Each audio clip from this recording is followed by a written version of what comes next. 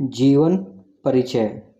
सूर्यकांत त्रिपाठी निराला, जन्म 1896, मृत्यु 1961। परिचय।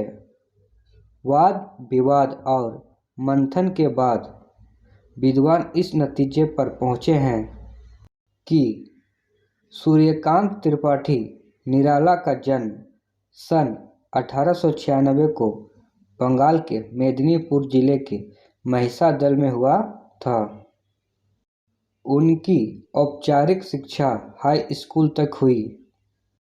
तदुपरांत हिंदी, संस्कृत तथा बांग्ला का अध्ययन स्वयं किया। 3 वर्ष की बाल्यावस्था में माँ और युवा अवस्था के पहुँचते पहुँचते पिताजी साथ छोड़कर इस संसार से चले गए।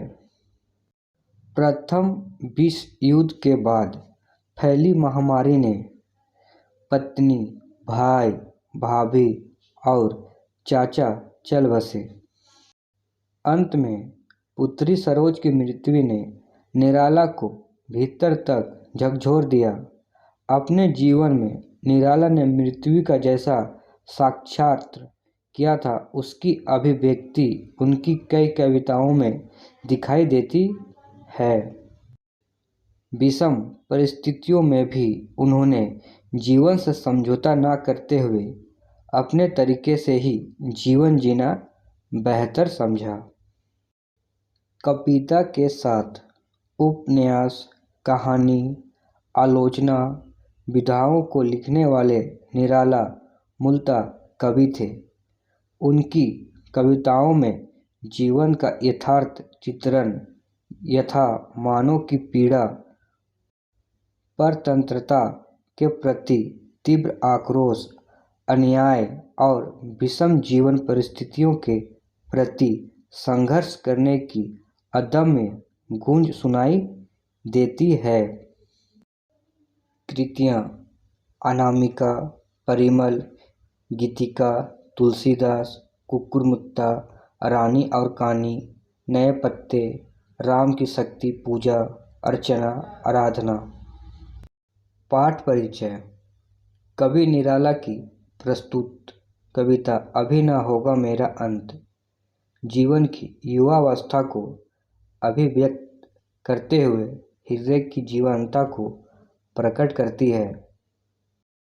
जीवन रूपी वन में बसंत ऋतु रूपी हृदय उत्सव कभी भी समाप्त होने वाला नहीं है।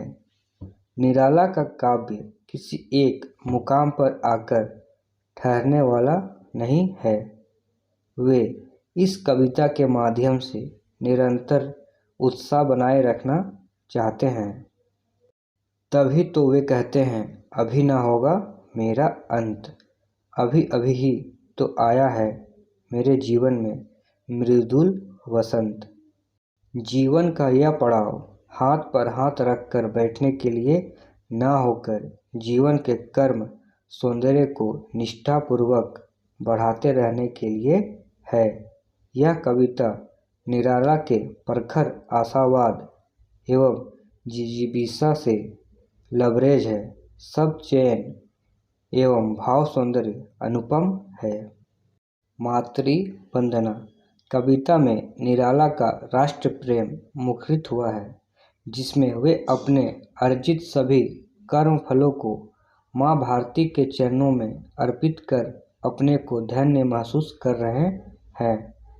कवि जीवन पथ के सभी विद्वन बाधाओं को पार करता हुआ माँ की सेवा में अपना बलिदान कर उसे हर दुख से मुक्त करना चाहता है।